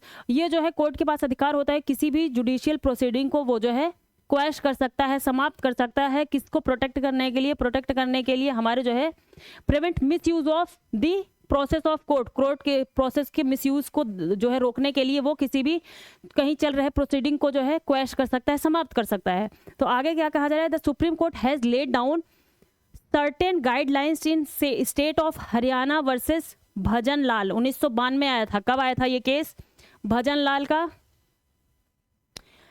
State of Haryana versus Bhajan लाल ये आया था 1992 में। इसमें कुछ ग्राउंड्स बताए थे, ये CRPC आर्टिकल 482 के अंतर्गत जब कोई भी हाई कोर्ट उसको क्वैश करती है किसी चीज़ को, तो कुछ इन्होंने ग्राउंड बताया था कि इस के ग्राउंड पे आप जो है इसको क्वैश कर सकते हैं। वो ग्राउंड्स क्या बताया था उन्होंने, to exercise powers under section of 482 of the CRPC और extraordinary powers under article 226 article 226 के अंतर्गत में क्या आता है दोस्तों स्टेट का, ये बताइएगा। Including that such powers could be used where the allegations made in the first information report or the complaint even if taken at face value and accepted in their entirety do not prima facie constitute an offense or make out a case against the accused। इन्होंने कहा कि हम इसको तब use करेंगे जब पहले ही प्रथम दृष्टया में ये कोई ऐसा केस ना हो, किसी अक्यूज को उसमें इन्वॉल्व ना किया होगा, तब इसको क्वैश कर सकता है, वहाँ पे कोई दोषी ना हो। लेकिन अगर कहीं दोषी है तो डायरेक्टली जो है इसको कोर्ट ऐसे यूज़ नहीं कर सकती है। तो ये सारी चीज़ें दोस्तों मैंने बता दिया, आप इसको रिवाइज कर लीजिएगा। इसी के साथ में काफ़ी देर हो गई, काफ़ी चीज़ें थी आज हमने जो है यहाँ पे डिस्कस करी आपके इन्फॉर्मेशन से। और दोस्तों हम यहाँ पे इतनी मेहनत कर रहे हैं तो आप लोग की भी थोड़ी तो रिस्पॉन्सिबिलिटी है। रिस्पॉन्सिबिलिटी ना भी कहिए तो हमारी रिक्वेस्ट ही कह लीजिए। हम बार बार आपसे रिक्वेस्ट कर रहे हैं कि हमें थोड़ा सा फॉलो करिए और जो है सब्सक्राइब करिए दोस्तों, जिससे हमारा मोरल बूस्ट होता है, हम चीज़ों को और ज़्यादा बेटर करने की कोशिश करते हैं। जैसे हमारे किसी व्यूअर ने हमें थोड़ा सा कुछ चीज़ों को सजेस्ट किया तो हमने यहाँ पे उसको सही करने का पूरा भरपूर प्रयास किया कि कैसे सही करें। आप जानते हैं कि ये स्क्रीन ही ऐसी होती है कि हम यहाँ कितने भी क्लैरिटी के साथ में, इतना बड़ा अगर आर्टिकल होता है दोस्तों, तो हम बहुत ही क्लैरिटी के साथ में उसको यहाँ पे ऐसे दिखा नहीं सकते। तो आप क्या कर सकते हैं, आप हमारे प्ले स्टोर में जाके ऐप को डाउनलोड करके वहाँ से हमारी पीडीएफ को डाउनलोड कर सकते हैं और वहाँ से उसको देख सकते हैं, रिवाइज मार सकते हैं दोस्तों। तो हमने इस चीज़ को इस तरीके से जो है सॉल्व करने की कोशिश करी है। बाकी थोड़ा सा सब्सक्राइब करिए दोस्तों, तो हमें भी और ज़्यादा सही फील होगा। और इसी के साथ में देखिए हमारी फाउंडेशन बैच चल रही है एनसीईआरटी की, दोनों ही भाषाओं में है, बेसिक टू एडवांस की है, क्लास 6 से लेकर के 12 तक की है। तो आप यहाँ पे इसको स्कैन कर सकते हैं और जा करके हमारे फाउंडेशन कोर्स को ज्वाइन कर सकते हैं और अपने फाउंडेशन को मजबूत बना सकते हैं। तो दोस्तों इसी के साथ में आज के जितने भी इंपॉर्टेंट आर्टिकल्स हैं, मैंने आपको काफ़ी ज़्यादा इंफॉर्मेशन यहाँ पे प्रोवाइड करवाई है, जिसको आप रिवाइज करिए, बार बार देखिए, तो चीज़ें आपके दिमाग में बैठेंगी। और क्वेश्चंस यहाँ से कोई ना कोई पूछने की संभावना तो है ही है आपके एग्ज़ाम में, चाहे वो पीसीएस का एग्ज़ाम हो, चाहे वो यूपीएससी का एग्ज़ाम हो, या आप किसी जो है वनडे एसएससी का ही तैयारी कर रहे हो, तो भी आपको एक जो है फैक्चुअल चीज़ें यहाँ से मिल जाएंगी आपके एग्ज़ाम में। तो इजाज़त दीजिए दोस्तों, हमारे द नोटबुक आईएएस के इस चैनल को लाइक शेयर सब्सक्राइब करिए, जैसा हम आपको बार बार बोलते हैं, रिक्वेस्ट करते हैं आपसे। खाते पीते रहिए, एनर्जी बनाए रखिए, और हमारी तरफ से आप सभी को ऑल द बेस्ट दोस्तों आपके आने वाले एग्जाम्स के लिए। बहुत बहुत आप सभी का धन्यवाद।